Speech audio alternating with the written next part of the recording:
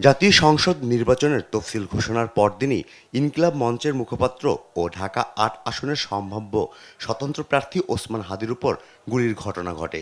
প্রায় ৭২ ঘন্টা পেরিয়ে গেলেও শুটার ও মোটরসাইকেল চালককে গ্রেপ্তার করতে পারেনি আইনশৃঙ্খলা বাহিনী। সন্দেহভাজন দুজনের অবস্থান নিয়েও তৈরি হয়েছে ধোঁয়াশা। পুলিশ সূত্র জানায়, ঘটনার আগে হাদিকে অনুসরণকালে আরও একজন ছিলেন। তার নাম রুবেল। তিনি আদাবর থানা স্বেচ্ছাসেবক লীগের কর্মী বলে জানা গেছে।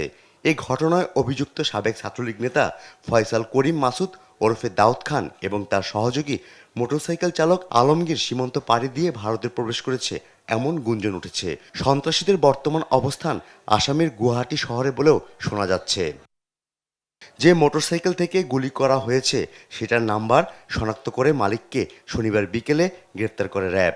তার নাম আব্দুল হান্নান। মোহাম্মদপুরের চাঁদ উদ্যান এলাকায় তার বাসা। যাদেরকে আইনের আওতায় নিয়ে আসা হয়েছে মূলত আমরা নতুন রিন গভীর থেকে পরিষ্কার করে কাপড়কে রাখে নতুনের মতো উজ্জ্বল। নতুন রিন অ্যাডভান্সড পাউডার। যে প্রধান সাসপেক্ট তার সাথে সংশ্লিষ্টতা এবং তার ব্যাপারে তথ্য যাচাই বাছাই করা থেকে আরম্ভ করে তাদের অন্য কোনো সংশ্লিষ্টতা আছে কিনা সেগুলো আমরা খতিয়ে দেখছি। র্যাব জানিয়েছে, নারায়ণগঞ্জ ও ঢাকার বিভিন্ন এলাকায় অভিযান চালিয়ে ফয়সাল করিমের স্ত্রী শ্যালক ও বান্ধবীকে আটক করেছে। তাদের পল্টন থানায় সোপর্দ করা হয়।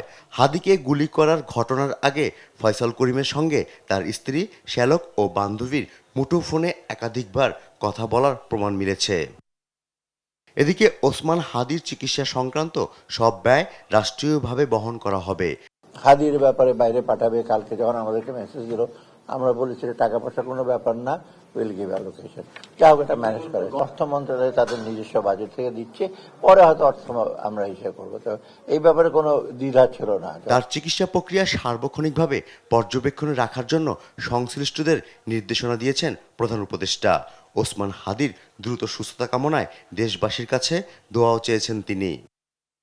ফররুখ বাবু, দেশ টিভি, ঢাকা।